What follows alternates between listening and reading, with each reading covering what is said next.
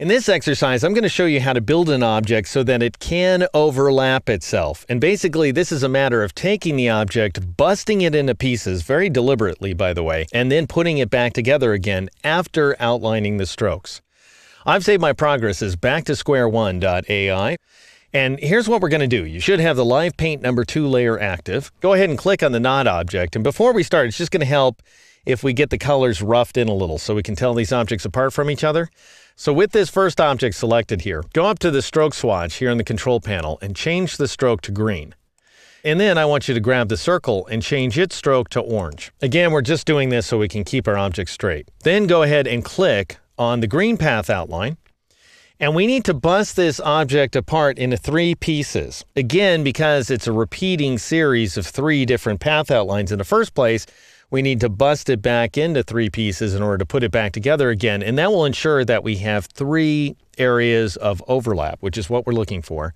Now, in order to do as little damage to this path as possible, I want to break up the path at some existing anchor points. So I can either break it at the smooth points, these 3 smooth points right here toward the center of the shape, or I can break things up at the corner points. Now, you might look at this and think the corners make more sense, of course, because they're corners, for crying out loud, and they're on the outside and the whole number. However, if we busted at the corner and then we try to outline that corner, it's not going to render out properly. It's not going to render as a nice miter corner. It's going to render as a cap, a butt cap specifically. That's not what we want. So we're going to do far less damage if we break the path at the smooth points. And I think this will make more sense as we work along here. I want you to just trust me for a moment here and grab the scissors tool, which if you're not seeing it, you can get from the eraser tool flyout menu. You can also select that tool by pressing the C key. And then I want you to click at exactly that smooth point right there. Click on it in order to bust it up, in order to break it in twain. And it's very important that you click directly on that anchor point. You don't want to click slightly to the side of it and create yet another new anchor point because that's going to mess things up.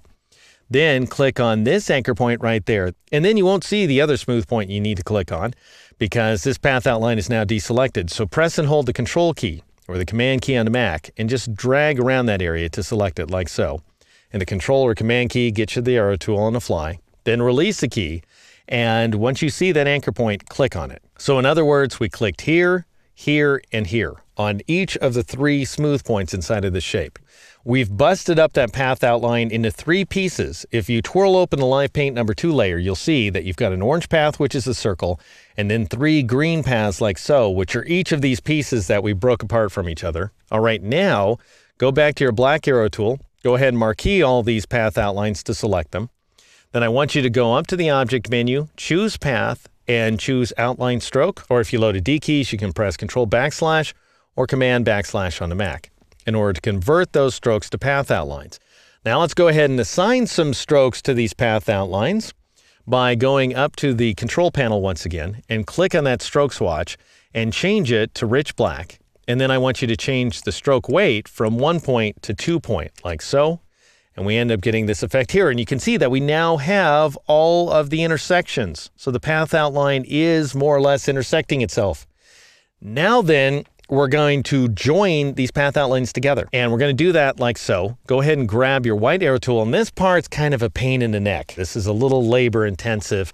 We just have to kind of sit here and do the same thing over and over again. But grab your white arrow tool and then marquee at that intersection right there in order to select those 2 path segments that are overlapping each other and press the backspace key to get rid of them.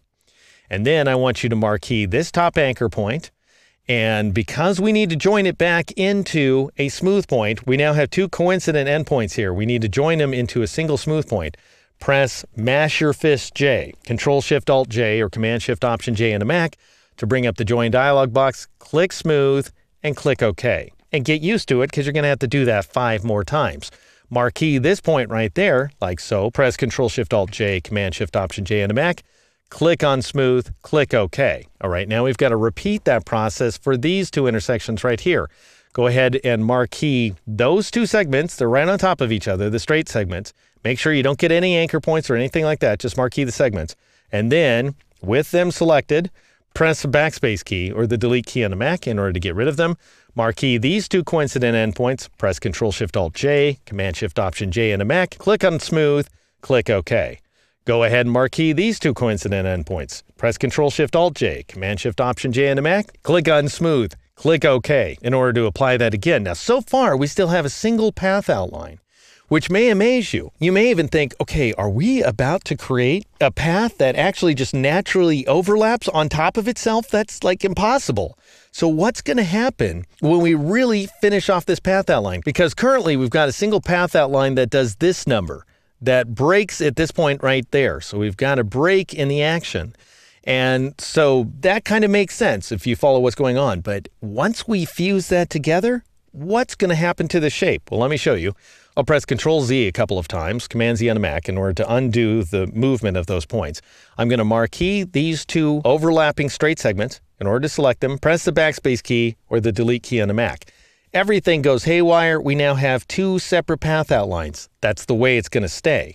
Now I'll marquee these 2 points right there, these 2 anchor points, and I'll press Ctrl-Shift-Alt-J, Command-Shift-Option-J for the 5th time. Click on Smooth, click OK, and then finally, I can't see the anchor points, but I know they're right there, so I'll marquee this area. And of course, this assumes that you're selecting objects by their path outlines, that you're not marqueeing inside of a fill and dragging it around, just as I've, suggested you do throughout this series now.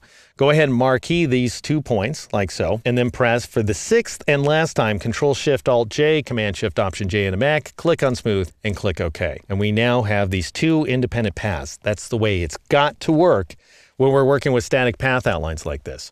All right, go ahead and grab the selection tool once again, click on that innermost path outline like so, and just so you can have a vague sense of what's going on, let's go ahead and change its fill from green to white. And fill selected for me, but if I just want to make sure I'm doing it the way that'll work for everybody, I'll click on the fill swatch up here in the control panel and click on white, and that gives us this effect here. And so we're still preserving these intersections. We've got everything we need, believe it or not, to pull off the final effect.